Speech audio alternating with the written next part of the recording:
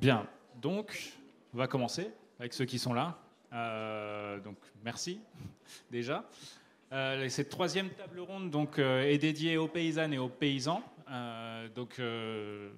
La cohérence, l'implacable cohérence des tables rondes ne vous aura pas échappé, puisque après avoir parlé des thèmes d'engagement, après avoir parlé des thèmes de souveraineté alimentaire, on ne pouvait pas terminer ce cycle de table ronde sans donner la parole à ces personnes-là qui ont choisi de s'installer en tant que paysans et d'être en première ligne face aux enjeux de souveraineté alimentaire, avec toutes les complications que ça implique. Et on a commencé à en discuter un petit peu, mais là, on va vraiment rentrer dans le quotidien de ce métier si difficile et si important aujourd'hui.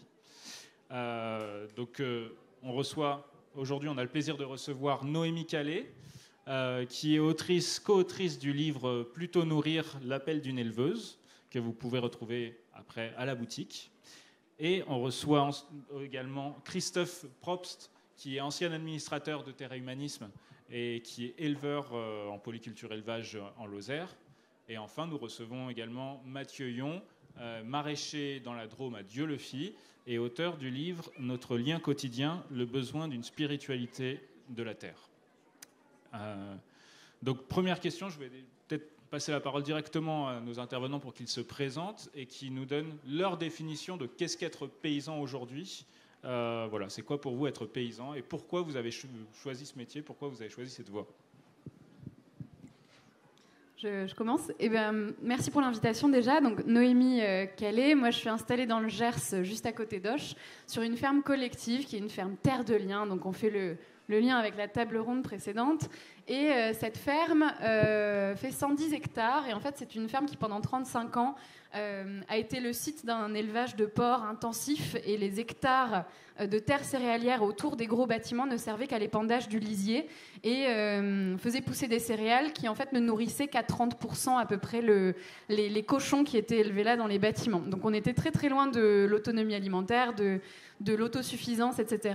Et en fait, quand cette dame, Marie-Sylvie, a pris sa retraite, enfin, a commencé à préparer sa transmission, on est arrivé avec une bande de jeunes, avec le projet de faire de la polyculture élevage, mais de le faire à plusieurs, chacun sur son domaine de compétences, chacun sur sa passion. Donc moi, ma lubie, c'est les cochons. Ne me demandez pas d'où ça vient, mais c'est un fait. Donc je me suis installée sur une petite parcelle en coteau de 4,5 hectares pour faire du porc noir, type gascon, donc la race locale de par chez moi, en plein air, naissance, engraissement, découpe, charcuterie, vente directe. Enfin voilà, vous cochez tous les mots-clés qui sont un peu à la mode et c'est un peu mon modèle. Après, on a aussi des maraîchers. On a une bergerie, chèvrerie, fromagerie et des céréaliers, ainsi qu'un autre céréalier qui s'est installé après pour faire de la transformation en boissons végétales, en farine, etc. Donc en fait, cette ferme qui auparavant faisait du porc intensif et employait 4,5 équivalents temps plein à l'année, a été reconvertie en une ferme multiple au niveau de ses activités, où il y a 12 personnes à temps plein, plus des alternants, des apprentis, des stagiaires. Donc généralement, on est une quinzaine le midi. Cette fois-ci, on a des activités diversifiées qui nous permettent de nourrir nos communautés locales en vente directe, de nourrir également la restauration collective, des EHPAD, des écoles, des enfants, des épiceries qui vont aussi jusqu'à la région toulousaine. Voilà pour notre modèle. Et sinon, j'étais pas du tout agricultrice au début. Moi, j'ai fait Sciences Po Paris, donc je suis complètement passionnée par les politiques publiques. Et donc, j'ai adoré la table ronde précédente où ça parlait de textes de loi et juridique. Voilà, c'était top. Oui, Sciences Po. Oui. Alors, moi, je suis installé en Lozère, dans les Cévennes, à peu près 950 000 mètres d'altitude. Avant d'être là, un petit retour en arrière, je suis originaire d'Alsace, peut-être encore un petit accent. Je suis né en fait dans un village où il y a... vous pouvez imaginer le village idéal avec des vergers hautes tiges, avec des animaux qui pâturent en dessous, des coteaux avec des céréales, des bas-fonds humides avec des vaches qui pâturent, des endroits où on fait le foin, et je sais pas, une vingtaine de petits paysans qui travaillent là, qui travaillent la terre, qui vivent de ça, qui vendent un peu de lait. Voilà, c'est là où je suis né. C'est les souvenirs que j'ai quand j'avais 4-5 ans. Et puis, voilà, c'est une petite région donc, du sud où la modernité n'avait pas encore fait son œuvre. Donc c'est le coin des bouseux, comme on dit. Hein. C'est le coin où les agriculteurs n'avaient pas beaucoup évolué. Et arrivé là-dessus, dans les années 80, le remembrement. Alors tout ce que je vous ai expliqué là, ça n'existe plus. Tout a été détruit, les vergers arrachés, les zones humides drainées, et aujourd'hui il y a 50% de la surface qui est cultivée en maïs. Donc je suis un peu en exil, si vous voulez. Je suis parti dans un endroit où on pouvait encore, où il y avait encore de la nature. Voilà, donc j'ai été traumatisé en fait par ça, ce qui peut expliquer le fait que j'ai fait des études après dans l'écologie, dans l'environnement. Voilà, que j'ai bossé un petit moment pour le ministère de l'Agriculture sur l'agriculture durable, développement durable, avant d'aller m'installer en Lozère. C'était en 2008. J'ai commencé par des ruches, quelques moutons. Donc ouais, j'avais quand même pas mal de ruches, des moutons, quelques vaches, le potager, des vergers. Voilà. Donc c'était complètement un endroit complètement différent pour moi. Mais donc l'installation, bon, je ne vais pas passer dessus. Aujourd'hui, on a complètement changé notre manière de faire. On a abandonné les ruches. On est 4 personnes à travailler, donc 2 associés plus 2 salariés. On a 80 chèvres, plus quelques porcs noirs qui viennent de pas loin de chez Noémie. Et puis toujours les potagers. On cherche l'autonomie. On cherche à vivre de ce qu'on fait. Et puis voilà, pour l'instant c'est ça. Alors la question, je ne sais pas si on répond, c'est quoi être paysan? Alors pour moi, être paysan, le paysan pour moi, alors j'ai une vision assez idéalisée du paysan, c'est quelqu'un qui sait se nourrir. Alors ça paraît évident comme ça, mais en fait, c'est pas forcément le cas de tout le monde. J'ai fait une intervention sur l'agriculture bio, l'agroécologie dans un lycée agricole. Et tout en parlant, les élèves me disent « Mais monsieur, le bio, c'est cher. » Alors, mais c'est vous, les futurs agriculteurs, qui allez produire. Qu'est-ce qu'il y a derrière cette idée-là? C'est que la plupart des agriculteurs ne se conçoivent pas comme des paysans, qui pour moi est quelqu'un qui sait se nourrir, qui est diversifié, mais comme des producteurs spécialisés. Un peu, voilà, c'est la spécialisation de la modernisation de la technoscience. C'est comme en médecine, c'est dans toutes les disciplines pareil. On a des céréaliers, on a des producteurs de lait. Le producteur de lait, il va vendre son lait à Lactalis, par exemple, et puis il va aller acheter sa brique de lait, comme tout le monde, au supermarché. Donc voilà, c'est pour ça que je fais une différence entre un agriculteur et un paysan. Le paysan qui est un peu, pour moi, donc, qui sait se nourrir et qui est aussi l'héritier de l'histoire de l'agriculture, de l'histoire paysanne, des païens, de celui qui vit au pays, de la personne qui a une relation particulière avec son territoire.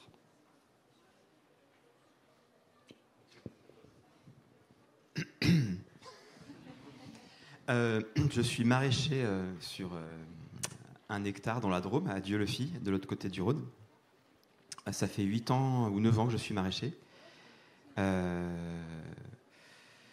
J'ai grandi, mes parents sont des ruraux, des 68ards. Ils sont arrivés dans la Drôme quand je suis né, quoi. Enfin, voilà. Mais du coup, à l'époque, c'était, vu qu'on est dans les souvenirs, à l'époque, c'était chouette parce qu'en fait, mes parents n'avaient pas trop d'argent et c'était bien. Après, ils se sont enrichis, malheureusement. Et du coup, c'est devenu un peu plus triste, selon moi. Mais du coup, à l'époque, mon père était menuisier et ma mère, elle cherchait du travail. Et on louait une maison dans un hameau qui appartenait à une famille agricole, une famille paysanne, avec du maïs, plein de trucs autour. Et donc mon pote d'enfance, c'était le fils de l'agriculteur, avec qui on faisait les 400 coups dans la ferme. Et voilà, et je trouve c'est une anecdote que je trouve pour moi importante, fondatrice, parce que c'était 2 mondes qui se rencontraient, donc le monde un peu des néo-ruraux. Mes parents n'étaient pas issus du milieu agricole et pas du milieu rural, et le monde des paysans historiques, etc., qui sont là depuis 4-5 générations.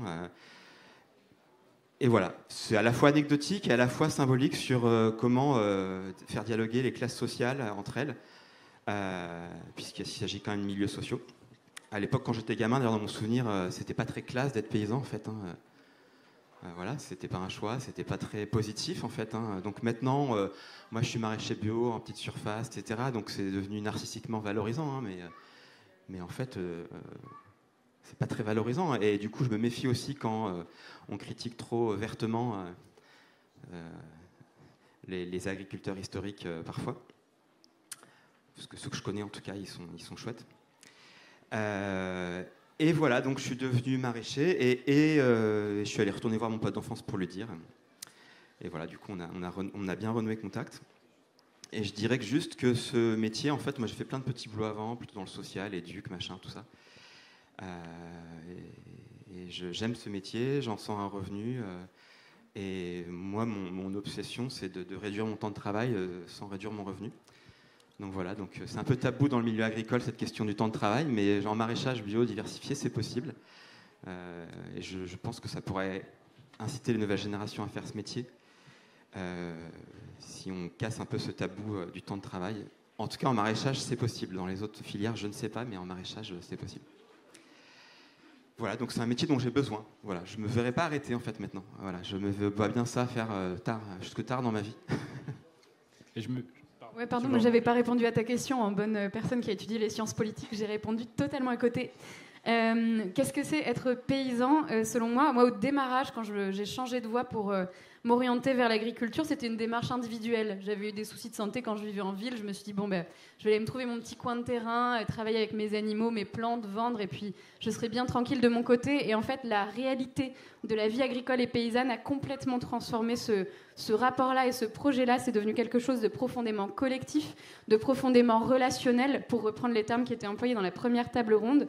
Et vraiment, ça a modifié mon rapport à l'autre et mon rapport au vivant. Vraiment, être paysan, paysanne, c'est un rapport au vivant qui est totalement différent et un rapport au savoir-faire. Tu mentionnais ça tout à l'heure, on est héritier de savoir-faire qu'on a eu la chance de recevoir. Donc peut-être toi c'était familial, moi c'est des gens qui m'ont transmis ces savoir-faire-là, que ce soit de bricolage, de culture, d'élevage, de transformation, et c'est extrêmement important de pouvoir les perpétuer. Et tu parlais tout à l'heure de produire.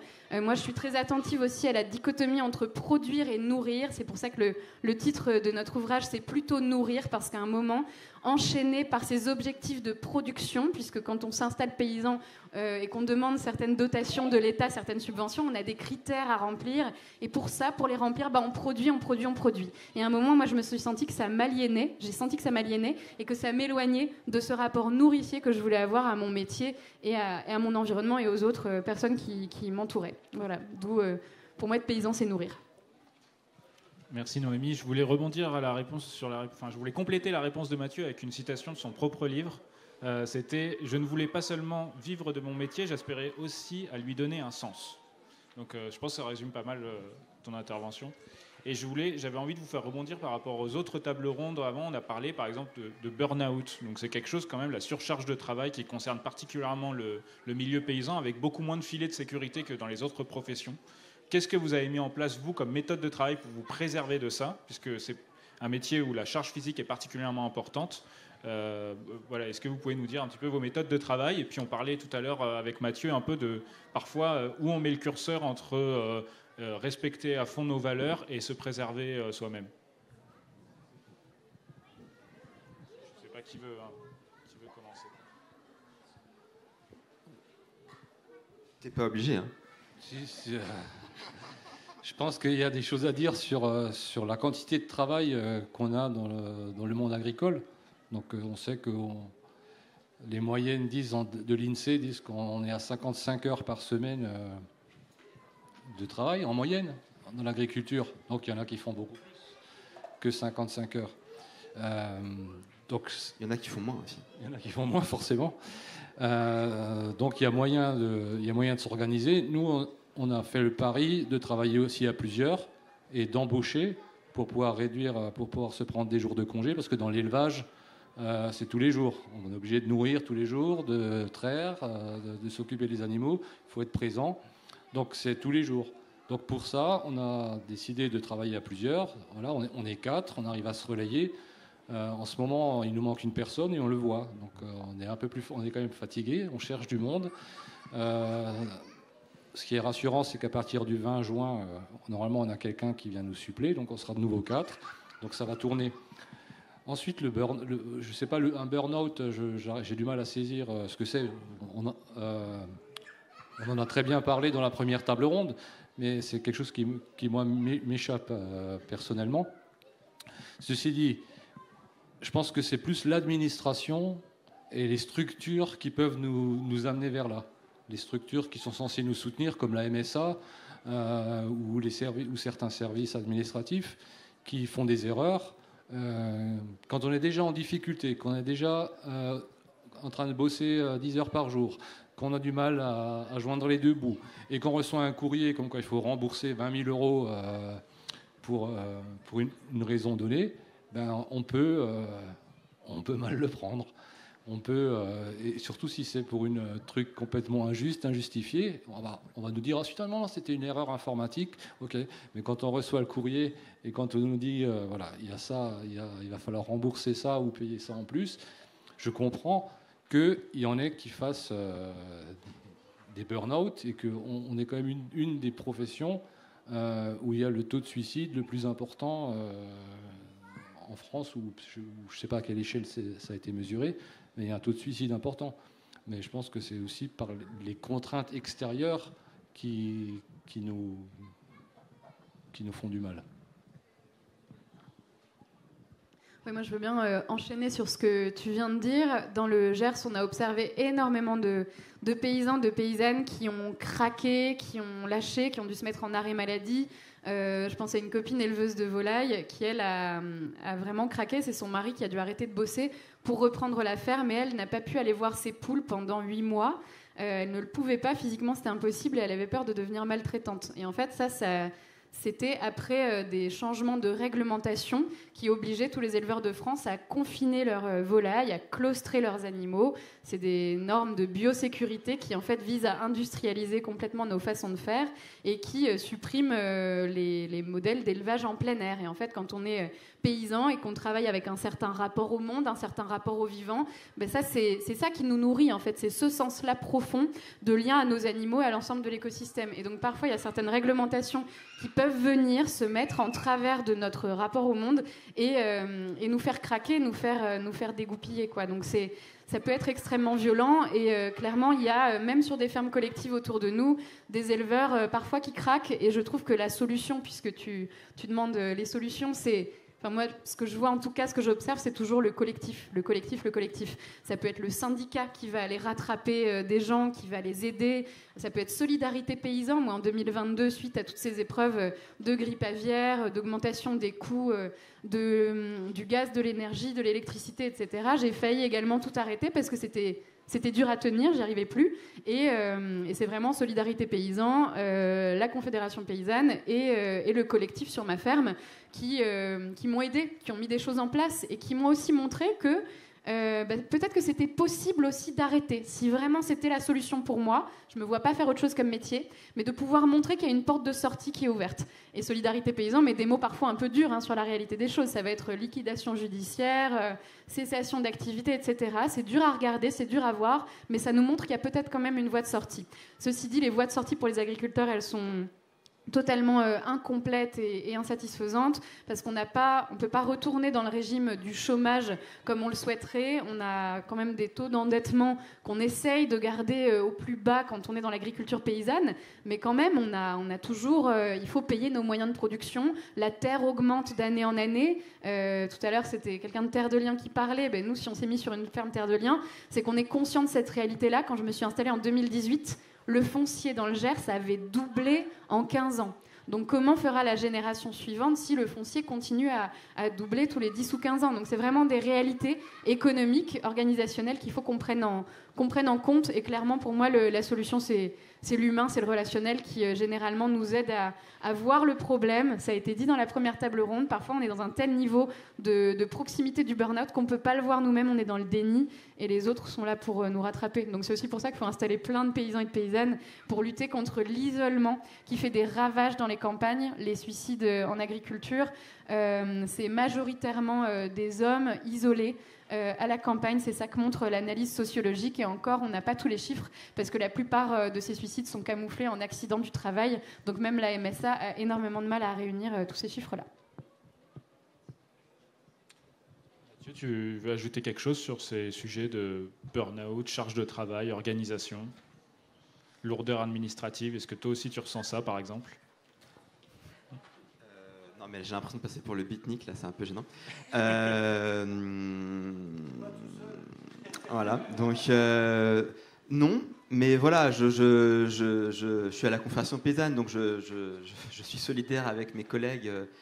Mon petit frère est éleveur de brebis dans le Vercors, donc il a une charge de travail qui est très différente de la mienne, liée au loup, à la prédation, etc.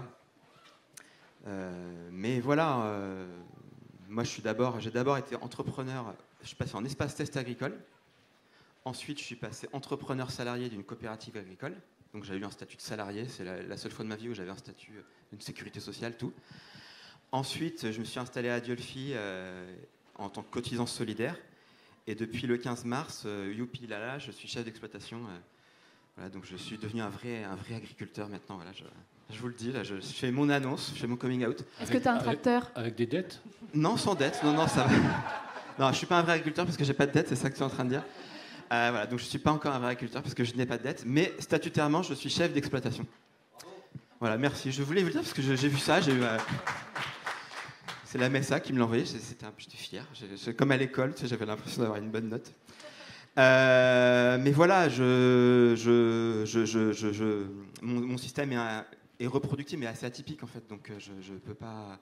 Si je dois parler de moi ou si je dois parler avec mes collègues, je peux, parce que je peux avoir une posture syndicaliste aussi et parler de mes collègues, mais à titre personnel, j'ai essayé de trouver une méthode.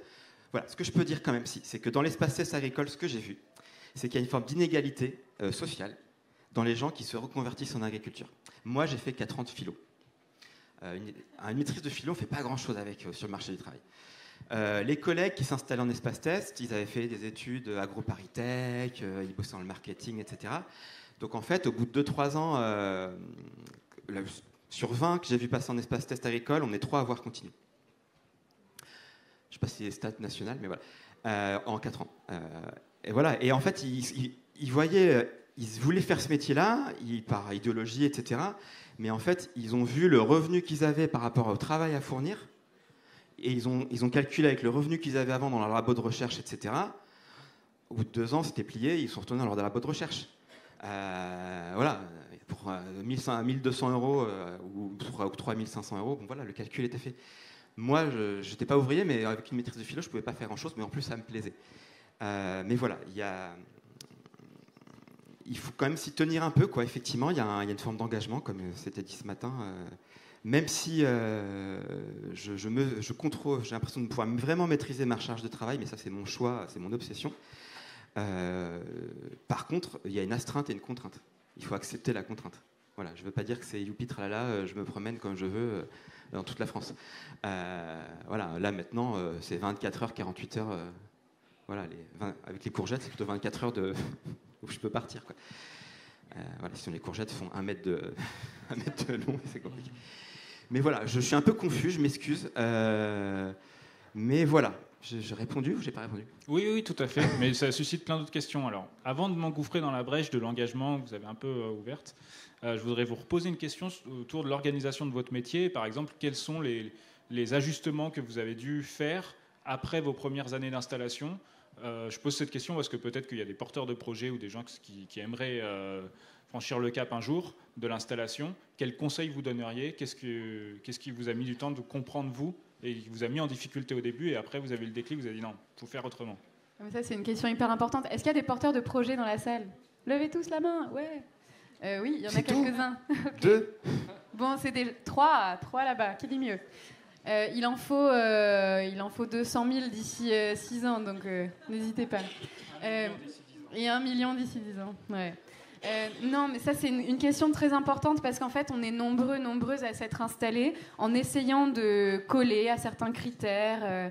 Il y a le critère de la DJA, donc dotation jeune agriculteur, de plein d'autres subventions de l'État qui nous sont proposées et dans lesquelles on essaye de rentrer pour les toucher, parce que c'est vrai qu'il y a quand même pas mal d'investissements à faire, notamment si on veut faire de l'élevage, il faut quand même qu'on puisse mettre nos animaux sous un toit à un moment ou un autre. Il y a des clôtures qui coûtent très cher, les normes de biosécurité dont je vous parlais tout à l'heure, on peut désobéir, on peut lutter, mais il faut quand même souvent faire un minimum d'investissement. C'est très dur d'aligner tout ça d'aligner l'argent sur la table. Et donc, moi, ce que j'ai fait en 2018 quand je me suis installée, c'est que j'ai fait mon business plan. Et j'ai demandé la DGA, j'ai demandé les subventions, etc. Et ben après, on n'a plus vraiment les mains libres. Et si j'ai si mal vécu mon année 2021-2022, c'est que j'aurais aimé, face à tous les facteurs exogènes sur lesquels je n'avais pas la main, l'augmentation des prix des céréales, du pétrole et compagnie, j'aurais aimé pouvoir réduire mon cheptel et gérer les choses à ma manière pour être plus résiliente sur le long terme. Mais en fait, j'avais encore des comptes à rendre à l'État. J'étais obligée de montrer que j'avais toujours un cheptel de telle taille, un chiffre d'affaires de tel volume, etc. Et donc, j'ai eu beau faire des avenants avec l'organisme, l'ADR, qui me suivait. Et ça, pareil, c'est bien d'avoir un ADR qui est un peu l'émanation de la Confédération paysanne pour vous aider dans les démarches d'installation, transmission et formation. Ça n'existe pas dans tous les départements, donc c'est aussi une vraie lutte institutionnelle de faire reconnaître leur rôle. Donc malgré leur accompagnement, ça a quand même été très compliqué de quand même montrer à l'État que je continuais à produire, alors que moi, je voulais juste réduire mon cheptel pour retrouver un équilibre personnel et continuer à nourrir les gens qui m'encourageaient. Donc si vous demandez la DGA, faites-le bien volontiers. Il y a vraiment de l'argent à prendre au niveau de l'État, mais soyez suffisamment méfiants des engagements qui vous seront demandés et prévoyez l'imprévu. Alors tout le monde m'avait dit de prévoir l'imprévu dans mon business plan. Moi, je ne savais pas ce que ça voulait dire, mais clairement, mettez tous vos chiffres à la baisse, prévoyez des temps où vous ne pourrez pas travailler parce que vous serez fatigué, parce qu'il y aura d'autres urgences, parce qu'il y aura de l'imprévu, quoi. Et essayez de hacker le système. Il y a aussi des gens qui ont demandé la DGA et qui finalement ont un peu changé leur système derrière pour mieux coller aux exigences environnementales de leur parcelle, etc. Et finalement, ils sont passés au travers des gouttes, il n'y a pas eu beaucoup de contrôle et ils ont pu garder cet argent-là. Voilà, donc méfiez-vous de l'État, si je puis dire. Tu assumes vraiment cette phrase ou... J'assume complètement. Mais allez quand même voter demain, c'est hyper important ce qui va se passer au Parlement européen. Ah, vraiment. Ah ouais, non, si, c'est important. Pour justement influencer toutes ces réglementations et nous permettre à nous paysans de continuer et à vous jeunes paysans de vous installer demain. Oui, méfiez-vous de l'État, même si en Lozère au moins on a une direction départementale des territoires qui est un vrai partenaire, qui nous aide, qui nous soutient. Et c'est assez rare de pouvoir dire un truc positif sur les administrations. Alors j'en profite pour saluer le travail de la DDT. Je ne ferai pas du tout pareil avec la MSA, par exemple. Méfiez-vous de la MSA. Donc, oui, moi j'ai sous-estimé aussi le temps de travail dans plein de domaines. Parce que c'est vrai qu'on a des périodes où il pleut. Tant mieux, hein, mais c'est des périodes où on peut moins bien travailler, des périodes où il gèle, des périodes où il fait trop sec, enfin des périodes où il fait trop chaud. Donc c'est parfois compliqué d'avancer comme on avait prévu. Donc là, j'étais aussi peut-être trop ambitieux par rapport à ce que je voulais faire. Et surtout ce que je ferais, que j'ai pas fait, je me suis lancé tout seul. J'ai foncé comme un imbécile. Un Alsacien, tout seul, tête baissée. Et aujourd'hui, avant de me lancer comme ça tout seul, je ferai un travail. C'est ce qui se fait beaucoup aujourd'hui. On en a parlé. On voit de plus en plus de projets collectifs. Il y a des projets collectifs partout. Mais de vraiment investir, de trouver une équipe avec qui s'entendre, créer des liens, déjà bien structurer cette confiance, ce capital social entre les partenaires avant de se lancer. Parce qu'une fois qu'on est lancé tout seul, c'est beaucoup plus difficile de faire rentrer quelqu'un dans l'équipe ou dans le projet, parce qu'on a déjà fait des choses, on a une vision précise de ce qu'on veut faire. Donc, assouplir ses positions et demander à quelqu'un de rentrer dans la case, c'est compliqué. Donc, voilà. Moi, c'est ce que je ferais en premier maintenant, c'est travailler sur la création d'une équipe avant de me lancer. Moi, pour démarrer, c'était bien que je sois dans l'espace test en collectif, parce que je n'y connaissais pas grand-chose, en fait, pour être honnête. Et donc, les collègues où je me suis formé, l'espace test est super parce qu'il y avait des tracteurs, des outils, des machins. Donc, c'était un peu la boutique, je pouvais choisir un peu différents modèles. Mais une fois que j'ai été formé techniquement et que j'ai construit mon modèle agronomique, etc., j'avais besoin d'être seul. Donc mon installation est solitaire. Je refuse même toute aide bénévole. Parce que j'avais envie de montrer qu'en maraîchage, on pouvait aussi faire une activité viable économiquement sans être bénévole. Ce qui en maraîchage biodiversifié est rare en fait. Voilà. Et ça porte des accusations que je trouve dommages après, parce que du coup on dit oui mais c'est que ça marche économiquement parce que vous avez plein de bénévoles. Voilà, donc j'ai pas d'aide. Alors après j'ai des millions de mille-pattes, de coccinelles, de vers de terre, de tout ce que vous voulez. Donc on est très nombreux dans mon champ, donc je ne suis jamais seul. Exploiteur.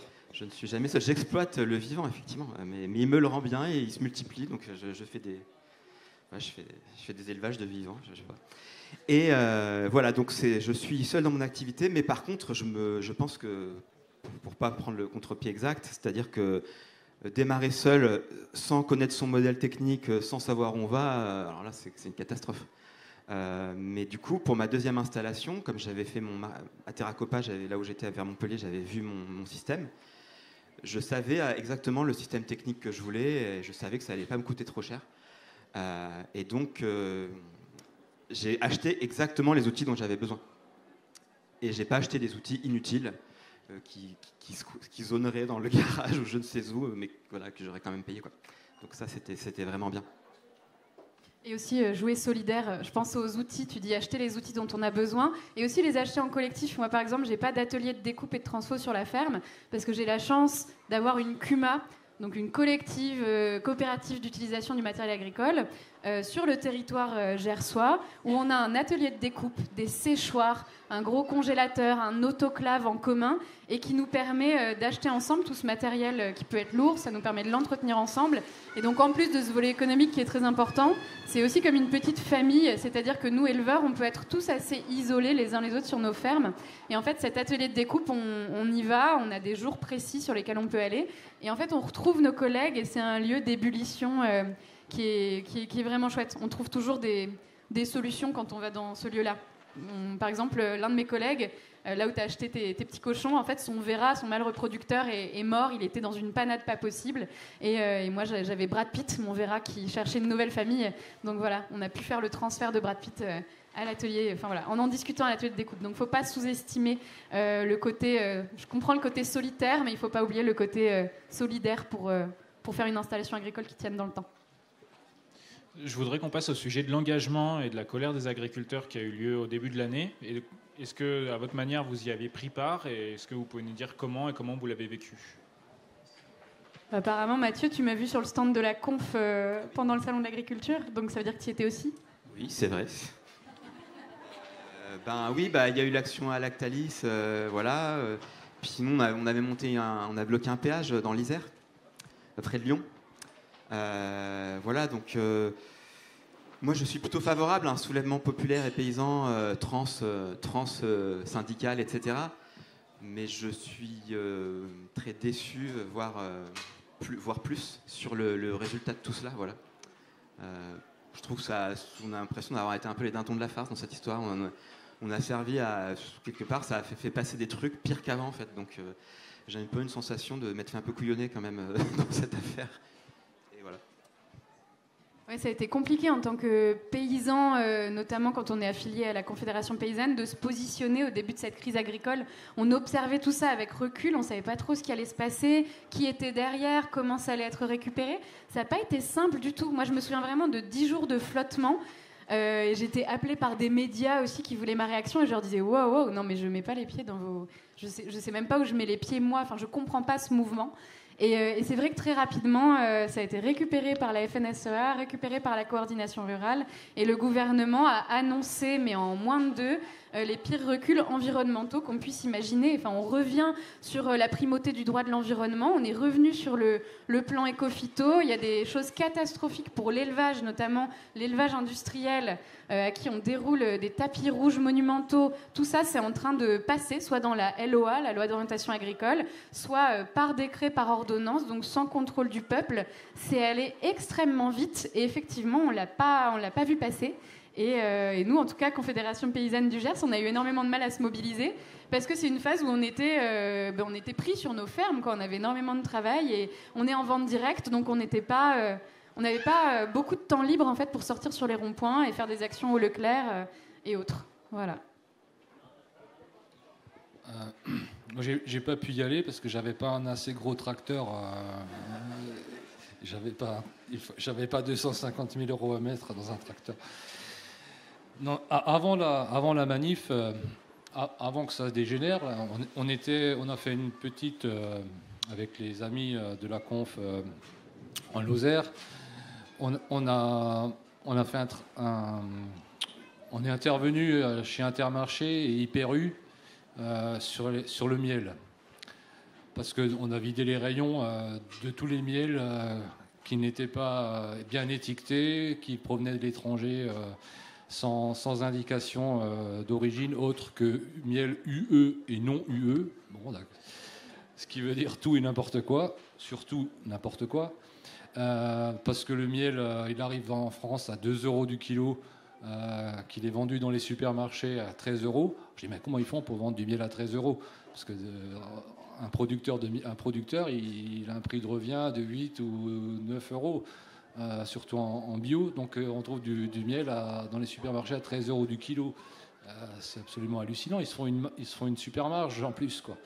Et c'est du miel qui est trafiqué, qui est produit peut-être en Chine, qui passe par la Pologne, l'Ukraine, je ne sais pas où, pour être blanchi et devenir européen. Et il arrive dans les supermarchés en toute... c'est pas illégal apparemment, mais c'est pas moral. Donc on a vidé les supermarchés, pas les supermarchés, on a vidé les étagères du miel mal étiqueté. On a collé des étiquettes dessus. Voilà, c'est une petite manifestation, mais ça s'est fait à plein d'endroits différents en France. Et du coup, je pense que les consommateurs et même les gérants de supermarchés ont un peu pris conscience qu'il y avait un problème sur le miel. Voilà, parce que les collègues qui sont restés dans l'apiculteur, ils stockent du miel et ils n'arrivent plus à le vendre. Alors une année, ils n'arrivent pas à le produire, l'année suivante, ils n'arrivent pas à le vendre. Donc c'est un peu, ça devient un peu compliqué pour les apiculteurs. Noémie, est-ce que tu peux nous parler du collectif Sauve qui poule? Oui, j'ai un petit peu parlé tout à l'heure de la grippe aviaire et de cette réglementation qui a fait grand bruit dans nos campagnes, qui forçait tous les éleveurs de volailles de France à enfermer, à claustrer les volailles. Sauf qu'en fait, il faudrait que je vous raconte l'histoire depuis le début, mais en gros, la grippe aviaire, elle frappe sur nos territoires depuis 2015-2016. Et chaque année, elle frappe au même endroit, c'est-à-dire que ça arrive dans des énormes élevages industriels. Et comme c'est une filière, la filière volaille qui est très fragmentée, les volailles partent à différents stades de croissance dans plein d'autres départements et énormes élevages. Et donc, quand il y a un animal malade, ça se répand comme une traînée de poudre. Et l'industrie de la volaille aime répéter que le problème vient de la faune sauvage et que donc le gros vecteur de transmission, c'est l'élevage plein air. Problème, nous, d'année en année, on n'a absolument pas d'élevage plein air qui soit touché. Donc on sait que la faune sauvage migratrice est touchée, qu'elle fait partie des victimes, parce que c'est un virus qui sort très facilement des élevages, qui est très aérosol, pour employer ce terme qui est utilisé par les scientifiques. Et donc la faune sauvage est impactée, mais en revanche, les élevages plein air sont hyper résistants et hyper résilients, parce qu'ils ont des animaux en faible densité, avec une génétique beaucoup plus diversifiée que des animaux qui sont enfermés avec une ventilation artificielle au-dessus de leur tête. Enfin bref, la filière plein air s'est mise à porter tout le risque en fait de la filière industrielle cette année-là, et c'est elle qui a dû, je vous cite le rapport du Conseil d'État, faire des efforts pour sauver la filière industrielle. Donc sauver une filière qui est exportatrice, qui maltraite les animaux. Enfin, nous, on n'était absolument pas d'accord. On a vécu ça comme une injustice folle. Et il a été décidé au sein de plein de territoires français de faire des collectifs qui allaient associer les consommateurs, mangeurs, citoyens, vous les appelez comme vous le voulez, aux éleveurs et éleveuses. Parce qu'en fait, éleveurs et éleveuses, on n'est pas nombreux. En France, il n'y a qu'1,5% de la population active qui soit agriculteur ou agricultrice. Donc ça laisse quand même assez peu de marge de manœuvre pour nous. On ne peut pas être à la fois au four et au moulin, sur le marché avec nos animaux, et à faire aussi du plaidoyer, de l'action citoyenne et de la mobilisation, quoi. C'est trop. Donc on a vraiment besoin des citoyens avec nous dans ce genre de cas. Et on a créé, il y a une douzaine maintenant de départements qui ont des assos Sauve qui poule. Et ça a bien marché pendant toute une période. On a vu que les citoyens étaient vivement à nos côtés pour défendre un bien manger, une certaine vision de l'agriculture, des paysages, le plein air avant toute chose. Et en fait, le mouvement s'est essoufflé. Ça a été très compliqué de le garder vivant et vivace parce qu'en fait, les agriculteurs ont commencé à enchaîner les burn-out, les besoins de se recentrer après des phases d'action militante fortes. Donc notre mouvement est un petit peu en dormance, on va dire, mais il y a d'autres départements qui ont pris le relais, notamment le 44, donc la Loire-Atlantique, qui a publié cette année tout un livret hyper bien fait sur la grippe aviaire, ses causes et ce que ça a eu comme impact sur le plein air et sur tous les éleveurs plein air qui ont arrêté et tous ceux qui ne se sont pas installés. Et après, ce qu'il y a de bien, je trouve, dans l'engagement, c'est de savoir qu'on peut prendre du recul sans se faire juger par les autres, parce qu'eux aussi vont sûrement avoir besoin de prendre du recul à un moment, et que si à un moment on se sent d'y retourner et d'apporter notre contribution, on peut le faire. Moi, par exemple, ma contribution, ça a été l'été dernier et là, au moment du Salon de l'Agriculture, de replancher sur des rapports pour les parlementaires qui s'occupent de ces missions d'enquête sur la grippe aviaire, et voilà, de faire des textes bien construits qui reprennent l'état législatif. Enfin voilà, de faire ça. Donc en fait, on a un mouvement qui est toujours en place, qui est toujours en cours. Et là, surtout, ça a porté ses fruits. Parce que les députés, à force d'en entendre parler l'année dernière, ils m'ont dit en fait, c'est à la cafette entre députés. À un moment, on s'est dit, sauf qui poule, il y a ce collectif qui vient de se créer. Hop, ils étaient plusieurs à en parler entre eux. Et ils se sont dit qu'il y avait quelque chose à pas lâcher et qu'il se passait effectivement un mouvement de contestation sur leur territoire. Et donc là, il y a une mission d'enquête qui a été dépêchée. Et donc, il ne faut surtout pas hésiter à aller interpeller vos députés, à en parler, à faire remonter les choses, parce que eux, mine de rien, s'ils sont des députés attachés à leur circonscription et attachés à... là, c'est des députés écolos, par exemple, qui ont pris en main cette mission d'enquête parlementaire, ils prennent les choses en main d'une manière qui va être certainement sur le temps long, qui ne correspond pas forcément à l'urgence que vivent les paysans sur le terrain. Mais il n'empêche qu'ils sont là. Et nous, ça nous a fait du bien de pouvoir continuer à agir une douzaine de départements ensemble et de voir que la mission d'enquête parlementaire est sortie et qu'on a enfin un document estampillé bleu, blanc, rouge qui marque noir sur blanc que la faute vient de l'industrie et que le plein air, en fait, c'est plutôt une filière à sauvegarder que la filière à qui on doit faire porter le chapeau. Voilà.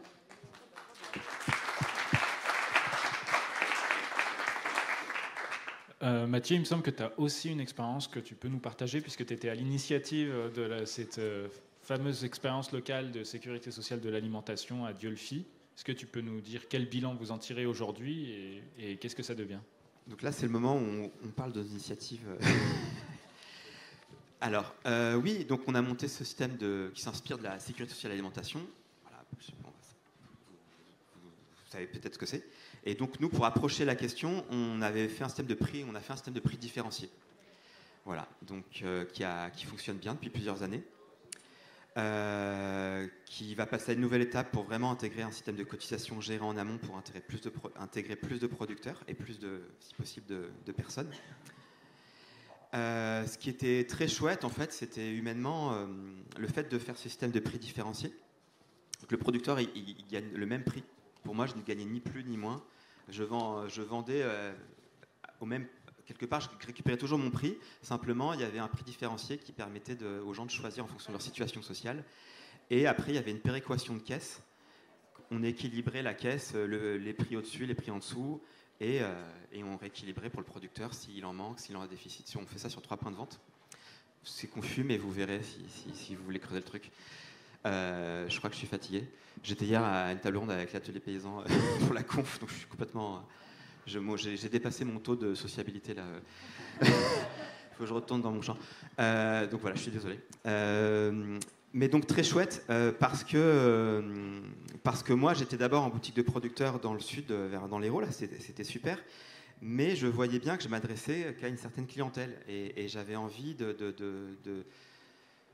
voilà, peut-être ma fibre sociale, je ne sais pas, que ce que je produisais puisse nourrir qui souhaitait en manger en fait, et que le frein économique ne soit pas un frein justement. Et donc ce qui était chouette, c'est que ça a marché, mais au bout d'un an, c'était que l'objectif, ça a marché pour moi, c'est que c'est un public qui n'allait pas vers ce type de produit. Ils viennent pas parce qu'on lui aurait dit c'est bon, tu dois le faire, ou parce que mange des rutabagas, c'est super bien, voilà, qui l'aurait fait par choix, vraiment sa décision pleine et entière, souveraine. Et donc au début, il n'y avait que des prix producteurs et des prix au-dessus. C'est-à-dire que notre clientèle, ça disait que c'était une certaine catégorie sociale en fait, qui pouvait payer un peu plus, mais ça a montré que l'agriculture paysanne ne touchait quasiment pas en fait, les classes populaires, pour faire simplement. Mais on n'a pas désespéré, donc la caisse montait, pendant 6-8 mois, pendant 1 an, bouche à oreille, faisant, etc. Et après, ça s'est inversé. Mais il a fallu 1 an quand même. C'est-à-dire que je ne sais pas si c'était une barrière culturelle, si c'était, etc. Mais en tout cas, ce qui est certain, c'est que l'argument que j'ai pu entendre dans l'aide alimentaire, j'ai pu entendre ça, hein. Les pauvres aiment la malbouffe, les pauvres ne veulent pas cuisiner. Voilà, enfin, tu vois, il y a des trucs assez terribles en fait qui sont prononcés dans le monde de l'aide alimentaire. Bah non, en fait, quelqu'un qui est pauvre, c'est quelqu'un comme tout le monde. Entre une tomate dégueulasse et une bonne tomate, en fait, si la personne prend le temps et peut faire ce choix-là, elle finit par le faire. Mais simplement, elle a besoin de ne pas être stigmatisée, elle a besoin de ne pas dire « tu vas manger ça maintenant ». Voilà, ça doit être un choix, quoi. Et cette question de choix, elle est hyper importante. Donc c'était super, mais du coup, ça a marché tellement bien qu'on est devenu déficitaire. Et comme la caisse est autogérée par les citoyens, c'est-à-dire qu'elle n'est pas subventionnée, ça a commencé à être problématique. Parce que si elle est déficitaire, c'est que moi, je ne peux plus me payer. Et donc là on cherche un nouveau système. Voilà. Merci. L'objectif a fonctionné, qui était d'élargir le champ de l'agriculture paysanne, quoi, et pas de rester dans sa petite niche. C'était ça l'objectif. Et ça a inspiré bien d'autres initiatives partout, notamment ici en Ardèche. On essaye de répliquer le système au marché du Viala le mardi, tous les mardis. Marché. Hein, et au hameau des Buis. Du coup, on a repris ce système des 3 prix différenciés. Avant de passer la parole à la salle, si vous avez des questions, également, je voulais te demander, Christophe, toi, on avait échangé notamment sur tes propositions pour installer 1 million de paysans. Qu'est-ce que tu proposerais, disons en tout cas, tu me faisais part de la difficulté de consolider la main-d'œuvre sur les fermes. Aujourd'hui, ça suscite peu de vocation, le travail agricole. Tu as eu pas mal de déboires, tu as des difficultés à stabiliser les gens sur ta ferme. Voilà. Qu'est-ce que tu proposerais si toi, tu avais les députés qui t'écoutaient autant que Noémie, par exemple? Si j'avais des députés qui m'écoutent, en Lozère, on n'en a qu'un. Donc,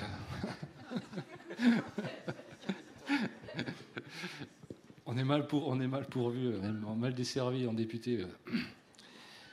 Oui, on regarde, il y a un constat, c'est que dans plein d'exploitations, il y a des manques de main-d'œuvre. Énormément de fermes cherchent des employés, des salariés, des associés. Il y a des fermes qui sont à reprendre, qui ne sont pas reprises. Donc, c'est vrai que c'est un parcours du combattant de s'installer. C'est vrai que c'est difficile de s'installer. C'est vrai que le foncier coûte cher. Mais avant même ça, est-ce qu'il y a des gens qui ont vraiment envie de faire ce travail ? Je pense, à mon avis, il n'y en a pas assez. Donc, je pars du constat simple, c'est que chez nous, on a des gens on a un poste à pourvoir depuis un moment. À la Noria, il m'a dit pareil, il y a un poste à pourvoir, pour l'instant il n'est pas pourvu.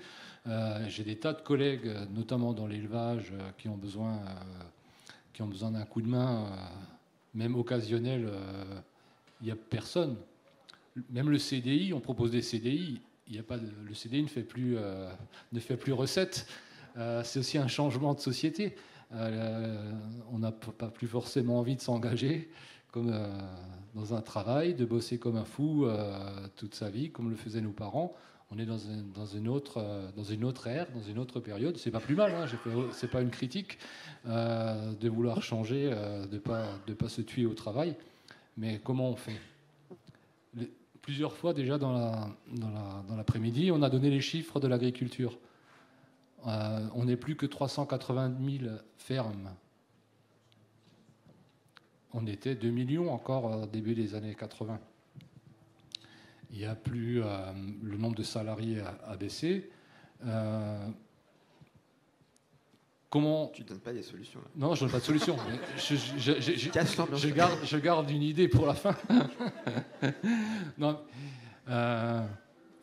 comment on va faire si personne veut faire de l'agriculture ?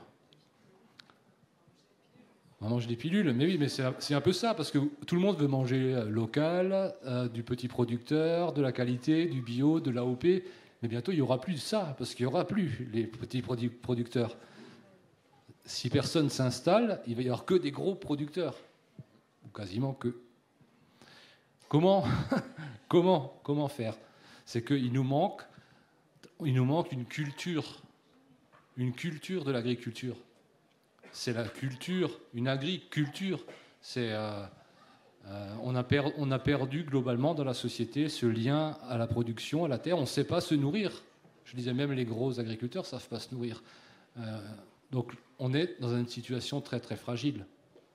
Donc comment? Alors j'ai pas de solution toute faite pour faire venir des agriculteurs et pour créer des vocations, mais peut-être qu'on sera obligé à un moment ou à un autre de créer une sorte de service agricole. Comment on faisait le service militaire? Il y a longtemps, on passait 1 an, enfin c'était il y a très longtemps. Ceux de moins de 20 ans ne peuvent pas, n'est-ce pas? On va peut-être passer 1 an, 2 ans, 3 ans à produire pour nourrir la nation, pour nourrir le pays. C'est peut-être ça l'extrême dans lequel il va falloir arriver pour... Bon, c'est un peu provocateur, hein, mais la réalité est là, quoi. On n'a pas de solution, on ne va pas obliger les gens à venir bosser. Donc, comment on fait? On a un véritable problème, et c'est dans 15 ans. Dans 15 ans, la moitié des agriculteurs d'aujourd'hui seront partis.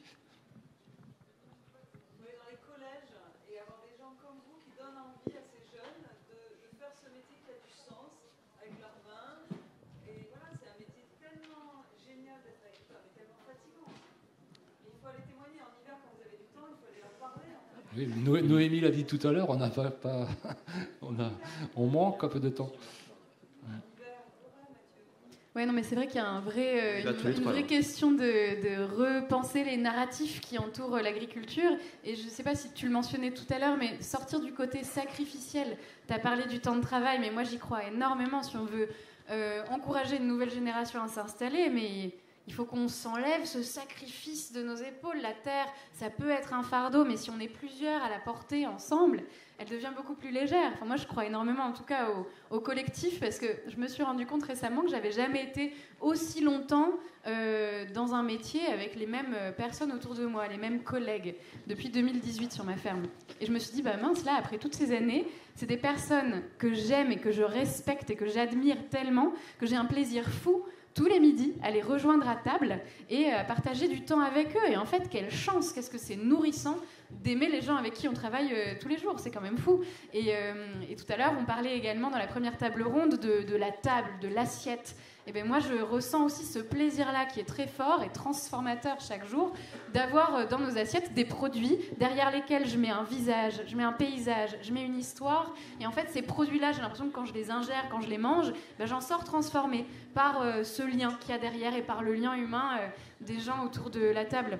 Et enfin voilà, moi c'est ça qui me donne envie d'être paysanne et de le rester, ainsi que évidemment mes cochons qui sont trop cool, trop drôles et avec qui j'ai beaucoup de plaisir à évoluer au quotidien, et tous les oiseaux qui reviennent, parce que mine de rien, quand on arrive sur des terres où il n'y a plus un seul arbre parce que tout a été détruit à cause du remembrement dont tu parlais tout à l'heure, qu'on en replante religieusement et que quelques années après on se fait réveiller par le rossignol, franchement c'est chouette.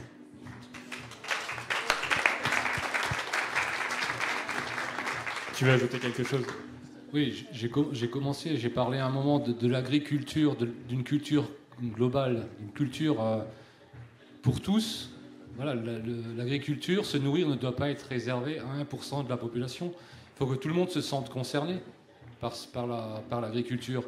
Et donc, ça fait partie des socles communs, à mon avis, de l'éducation, de l'alphabétisation agricole. Parce qu'on va dire, il n'y a pas de paysans, mais il y a 90% des gens n'ont jamais eu de contact avec le monde paysan. Ils ne savent pas à la limite ce que ça implique, ni les difficultés, ni la beauté et les avantages qu'on a à exercer ce métier. Donc ça fait partie de l'éducation aussi, à diffuser ça. Ce n'est pas au programme pour le moment, mais ça pourrait le devenir. Je passe la parole à la salle. Est-ce que vous avez des questions pour nos intervenants ? Une réaction.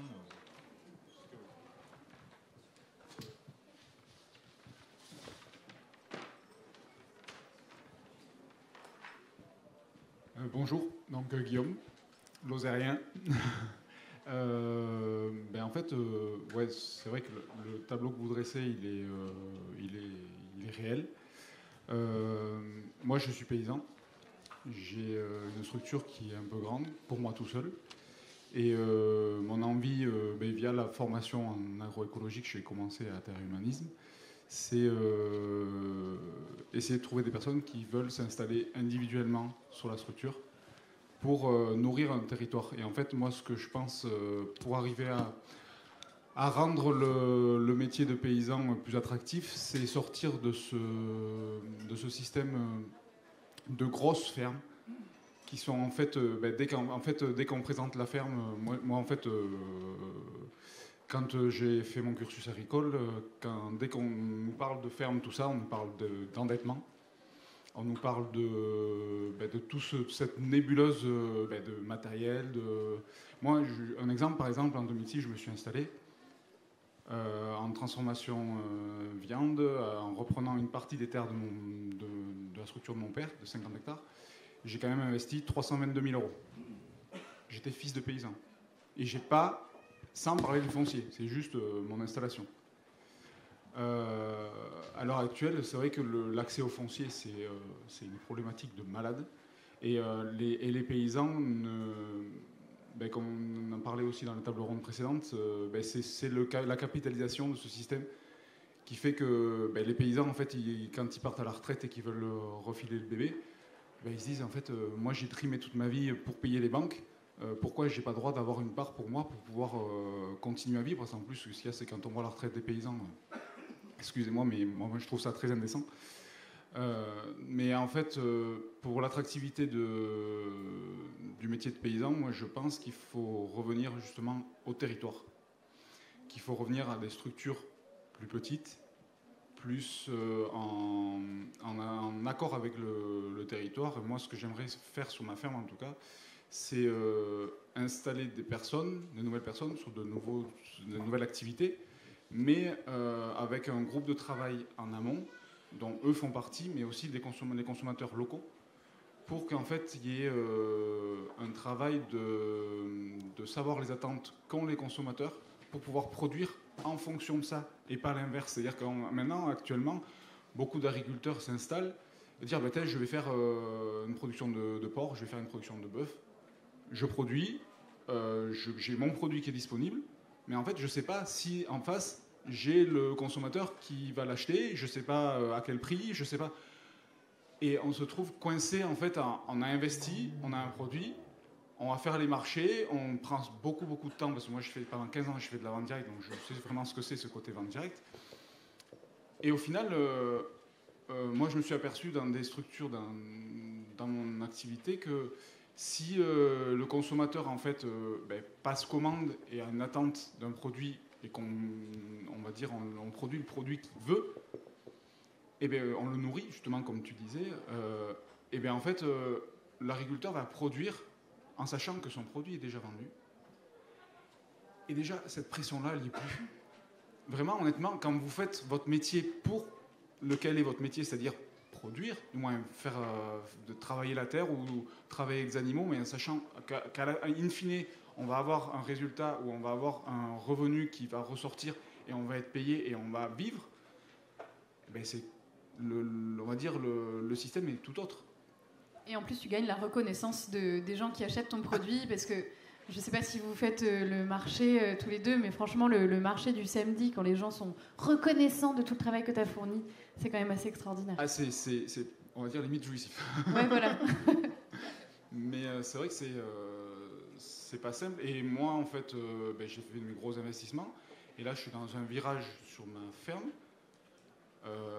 Comme tu dis, de passer, d'être seul et d'essayer de faire pas du collectif, parce qu'en fait, après, il y a plusieurs manières d'être collectif. Il y a du collectif par partenariat et du collectif plus ensemble. Encore, je ne sais pas quel modèle sera fait. Et c'est compliqué parce qu'en fait, les endettements sont toujours là.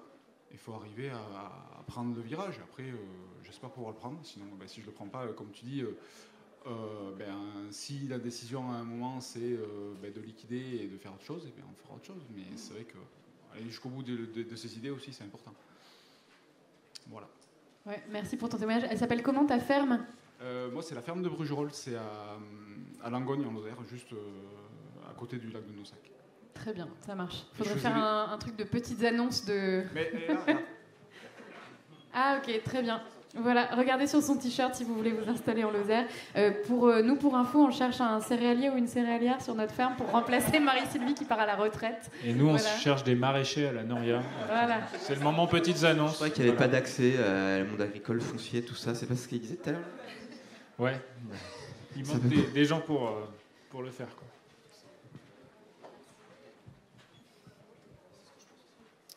Alors, déjà, merci à tous les trois pour votre super intervention, vos super partages. Moi, j'avais une question, Noémie, par rapport à la DGA dont tu parlais.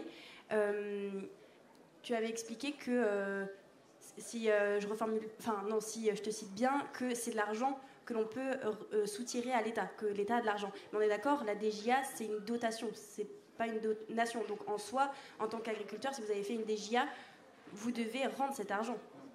Non.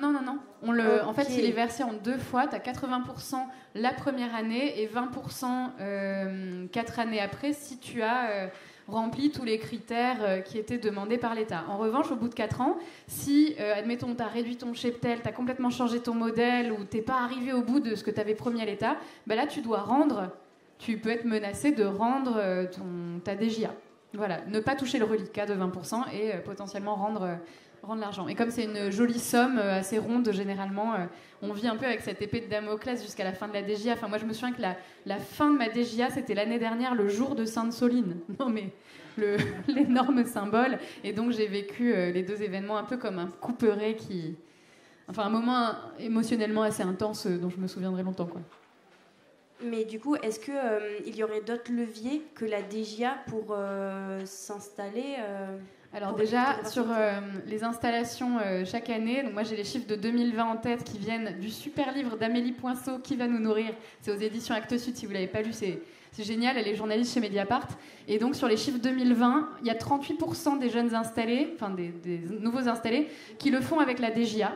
Ensuite, il y en a 32% qui le font sans DGA alors qu'ils sont éligibles, parce qu'ils ne veulent pas avoir en fait ce fil à la patte.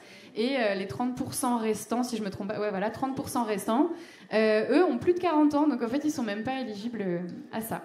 Voilà, donc c'est très partagé, quoi. Moi par exemple, j'avais pas du tout d'économie quand je suis revenue de Londres, j'avais juste assez pour construire la yourte que je voulais construire sur mon terrain, pour être sur ma parcelle agricole, à côté des animaux et tout. Et après j'avais plus aucune économie, donc en fait c'est 25 000 euros de démarrage, j'en avais vraiment besoin et j'ai décidé de les faire. Et après, oui, ça m'a pesé de devoir rendre compte à l'État de où j'en étais, quoi. Ça m'a vraiment pesé. Mais du coup, je rebondis, après je lâche le micro. Mais du coup, toi, par exemple, tu dis que tu es parti, tu avais besoin de ces 20 000 euros pour t'installer. Donc ça fait une différence, par exemple, rappelle-moi ton prénom, pardon. Guillaume, qui, toi, tu disais que c'était avec 300 ou 250 000. Il y a eu la DGA, mais en plus, il y a eu les enfants. Oui, c'est ça. Et en fait, tout le reste, les enfants. Après, moi, quand je me suis installé en 2006, c'était des enfants, des taux à 1%, micro, 1%. C'était des prêts à... En fait, il y avait la partie des GIA qui était moins importante au final que maintenant, parce qu'on était plutôt autour de... Je crois que c'était 16 500 euros, tout comme ça. Et après, à côté, il y avait tout ce qui est partie emprunt aussi, emprunt après bonifié, qu'ils appelaient. J'étais parti les derniers, où il y avait un montant maximal, je crois que c'était 100 000 euros après bonifié à 1%. Et après, après c'est toquer à toutes les portes des banques et faire jouer la concurrence pour arriver à sortir quelque chose qui ressemble à quelque chose et qui... Alors par contre, c'est un parcours pas du tout agréable. Ouais, c'est clair. La DGA, ça va un peu être ton support de sécurité, ton coussin de sécurité pour les premières années, parce que forcément, quand tu t'installes, tu vas faire des erreurs qui vont te coûter. Il y a des choses que tu n'auras pas prévues. Il te faut un peu de trésorerie pour aller les combler. Donc, c'est un peu à ça qu'elle sert la DGA. Mais c'est complètement décorrélé des prêts que tu vas faire en plus et qui, là, vont t'enchaîner pendant des années. En fait, à la base, la DGA était faite pour se dire l'agriculteur va avoir besoin de 1, 2, 3 ans pour démarrer son activité. Il ne va pas avoir de revenus. Et en fait, ils ont donné, à la base, la DGA, c'était fait pour ça. C'était en fait un revenu pour que l'agriculteur puisse vivre le temps que son activité démarre. Mais après, ça a évolué parce que maintenant, s'il fallait prendre ça sur 3-4 ans avec 22 000 euros sur 3-4 ans, je ne sais pas comment faire. Ouais, c'est ça. Et avant, il fallait également remplir un objectif qui était de se tirer un SMIC au bout de 4 ans. Et en fait, il y a tellement peu de personnes qui y arrivaient que ce critère-là a sauté. Ah, il a sauté ? Ouais, ça a sauté il y a 2 ans. Il y a 2 ans. Ouais, il y a 2 ans. Et donc, il y a plein d'autres batailles, notamment syndicales, à mener pour avoir un vrai revenu les premières années. Donc, la Confédération paysanne porte notamment l'idée d'un revenu, en fait, un vrai revenu, comme un revenu universel pour les jeunes installés. Et là, ce qui a été obtenu, c'est une aide complémentaire au revenu des jeunes agriculteurs. C'est 4 500 € par an, les 5 premières années. Si tu es agriculteur en phase d'installation. Et ça, déjà, c'est chouette, ça fait une différence, surtout pour les petites structures qui dépendent très peu de la PAC et des aides publiques. Voilà, donc il faut continuer à lutter, il faut continuer à s'engager, il faut continuer à militer, à se syndiquer, c'est important, et à voter. Mais méfiez-vous de l'État. Bonjour, Didier, non issu du monde agricole. J'ai 55 ans, donc je ne me pose pas la question de la DGA, c'est top, je n'ai pas de fil à la patte. Mon projet, ça aurait pu être de m'installer, mais voilà, entre l'âge, je suis câblé maraîchage, et notamment maraîchage bioproductif formé par Jean-Martin Fortier au Québec. Et l'année dernière, j'ai suivi la formation proposée par Terre Humanisme d'animateur en agroécologie.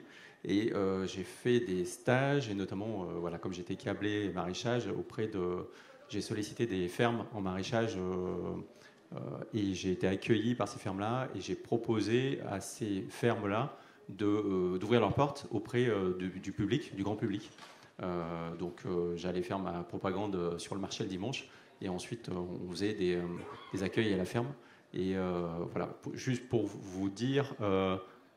dans l'aspect de savoir qui vous êtes, quel est le métier que vous faites, et ce que les gens, je pense que vous le voyez au marché sans cesse, c'est qu'ils ne voient pas les exploitations, et donc si vous pouvez recevoir des gens comme nous, animateurs en cours de formation et en demande de stage, c'est top parce qu'on peut vous faire venir du grand public et du coup mieux faire comprendre votre métier. Nous, ça nous permet de nous former et de mieux vous accepter et accepter toute la dose de travail que vous faites pour nourrir et nourrir tous ces gens-là avec des bons produits. C'était juste mon témoignage et l'adéquation entre Terre Humanisme et le soutien qu'on a auprès de vous. Merci. Oui, par rapport à ce que tu dis, Didier, moi, en fait, je pense que des personnes comme toi auraient toute la place dans des fermes collectives ou pas collectives, dans le sens où, en fait, tu pourrais avoir ton activité sur la ferme, mais en tant que personne qui anime des ateliers sur la ferme, qui fait des visites, qui fait connaître du grand public, sachant que c'est complémentaire de toutes les autres activités, ça ne modifie pas les autres activités en soi, mais ça permet de faire une dynamique et justement dans le territoire, en fait, d'arriver à faire rentrer des personnes extérieures à l'agricole dans le système.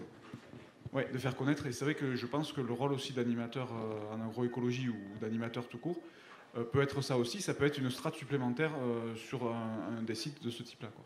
C'est un bon moyen de rendre le métier aussi. Je pense que c'est... Ça marche. Ok. Je pense que c'est, pour compléter ce que vous dites, c'est ce qui peut aider aussi à rendre le métier plus attractif. Du coup, c'est peut-être ça qui manque. Quand on travaille 60 heures ou 70 heures par semaine, on n'a pas le temps de de communiquer sur les réseaux sociaux, par exemple, parce qu'il faut être aussi dans l'air du temps, de rendre le métier sexy. Ouais. Un petit peu, mais en fait, c'est du de temps. aussi, généralement, c'est du temps qui n'est pas payé. Par exemple, nous, Bah recevoir, ouvrir nos portes, faire des portes ouvertes, on en fait 2 par an, ça nous mobilise un dimanche, un samedi. On est drainé après, nos journées avant, après, elles comptent double. Enfin, c'est vraiment des temps qu'il faudrait qu'on arrive à mieux monétiser. C'est comme accueillir des formations, etc., ou des groupes. Ben, en fait, on ne peut pas le faire bénévolement, sinon c'est compliqué. C'est pour ça que Ouais. j'en ai pas parlé dans ce sens-là, où le but du jeu, c'était pas de vous solliciter en temps, mais le but du jeu, c'était de voilà, vous êtes un endroit d'accueil, mais il faut que nous, on soit autonome. C'est pour ça que moi, je l'ai fait en maraîchage bioproductif, parce que je connais le sujet, je connais les outils, donc j'étais totalement autonome, mais c'est vrai que j'irai pas te solliciter, parce qu'il faudrait que tu sois là en appui. Oui, il faut juste un apprentissage. J'apporte simplement aussi mon petit témoignage à la Noria, c'est les plantations d'arbres qu'on fait avec l'association des enfants et des arbres, qui permet de mettre en relation les écoles et les agriculteurs. Franchement, c'est top. Si vous avez l'occasion de lancer un projet comme ça, vous êtes accompagné du début à la fin, que vous soyez association ou agriculteur. Donc, je vous incite vraiment à regarder leur appel à candidature qui est lancé jusqu'en septembre. Et nous, donc on a planté 250 arbres avec eux cette année. On se projette sur 1000 arbres l'année prochaine. Et on fait ça avec les enfants de notre commune pour qu'ils s'approprient aussi leur territoire, qu'ils sachent reconnaître les arbres et qu'ils les suivent aussi, parce qu'ils vont venir faire des visites de suivi. Et là, on leur explique aussi à quoi ça sert une ferme sur un territoire. Donc on espère aussi générer de l'attachement au territoire et peut-être des vocations. Je sais pas. On va prendre encore 1 ou 2 réactions et peut-être on va clôturer. Oui, donc Tristan Klein, je voulais témoigner des espaces tests agricoles. Donc c'est un dispositif qui peut vous intéresser les uns les autres, puisqu'en fait ça consiste, le dispositif espace test, moi je dis toujours, c'est un dispositif d'innovation et d'expérimentation en agriculture pour créer de l'activité agricole. Moi je ne parle pas toujours d'installation, puisque je fais partie d'une coopérative d'activité. Il y a un système qui s'appelle le salarié entrepreneur, qui est intéressant. Et donc le système, ce tour de table-là entre tous les gens, donc les institutions agricoles, les agriculteurs, la société civile, les élus, permet derrière d'avoir un dispositif dans lequel les personnes sont accueillies dans une coopérative d'activité d'entrepreneurs ou une couveuse, ça dépend des situations. Donc ça veut dire qu'elles n'ont pas besoin de créer leur entreprise, on leur prête un siret et de quoi travailler. Et elles sont accueillies sur des terres atypiques, donc qui leur sont soit prêtées, soit louées, soit des fois c'est une propriété personnelle, etc. Et ils sont accompagnés par Agribio, par la DEAR, par éventuellement un certain nombre d'autres acteurs qui peuvent être locaux au niveau de la commercialisation. Et le principe, c'est que pendant 3 ans, ils peuvent s'essayer à l'agriculture dans ce cadre sécurisé. Donc les moyens peuvent être apportés par un propriétaire foncier quelconque, une association, un ESAT, un agriculteur, avec du matériel ou sans matériel, ça dépend des configurations, et ça permet de tester pendant 3 ans son activité. Donc on ne teste pas la personne, c'est elle qui se teste sur l'activité agricole. Mais ça permet aussi, dans une relation partenariale, de dire aussi, tiens, je te mets un outil à disposition, et puis si ça fonctionne, on verra si on peut s'associer davantage, aller plus loin dans le système. Donc il y a un réseau national qui s'appelle le Réseau national des espaces tests agricoles, le RENETA, qui va faire son assemblée générale d'ailleurs à Angers en fin de mois. Et donc dans ce réseau-là, il y a des espaces tests sur l'ensemble du territoire national, des fois sur une région entière, des fois c'est sur une commune, et des lieux tests, il y en a des centaines, dans lequel des agriculteurs s'essayent, et ensuite ils sortent et ils s'installent, dans beaucoup de cas. Et dans d'autres cas, quand ils sont dans une coopérative d'activité d'entrepreneurs comme la mienne, ils deviennent agriculteurs sous statut de salariés entrepreneurs. C'est un salariat sans lien de subordination, dans lequel le bénéfice de leur activité est transformé en équivalent heure de travail, ce qui répond pour partie à des questions dont vous avez parlé sur les problématiques de retraite. Et donc aujourd'hui, on se bat, nous, au niveau national, pour faire reconnaître ce statut en disant il y a des personnes qui ont eu des parcours salariés, ils font le même travail dans un autre statut, pourquoi ils n'ont pas droit aux mêmes aides et aux mêmes dispositifs de soutien. Voilà, c'est terminé. Vous voulez une dernière réaction ou c'est bon? Est-ce que vous vouliez réagir vis-à-vis de... Non, juste vive les réseaux, vive les espaces tests, voilà. Ok. Bon, alors, quelques messages clés quand même à retenir. 1, allez voter. Si vous ne savez pas pour qui voter, allez voir Noémie. Si vous ne savez pas quoi lire, lisez le livre de Noémie. Achetez-le en premier à la boutique. Si c'est en rupture de stock à la boutique parce qu'on a un petit peu merdé en interne, on n'a pas assez de livres de Noémie, vous le trouverez au Vence, à la librairie, vous le trouverez à l'Argentière aussi, je le sais parce que j'ai fait le tour des librairies hier. Et n'oubliez pas non plus le livre de Mathieu Yon. Voilà. Et il y a un café échange avec Noémie, du coup ça va se passer à côté de la boutique en haut à 18h, voilà, pour continuer les débats. Et merci beaucoup pour vos témoignages, super, franchement bravo, on peut les applaudir quand même.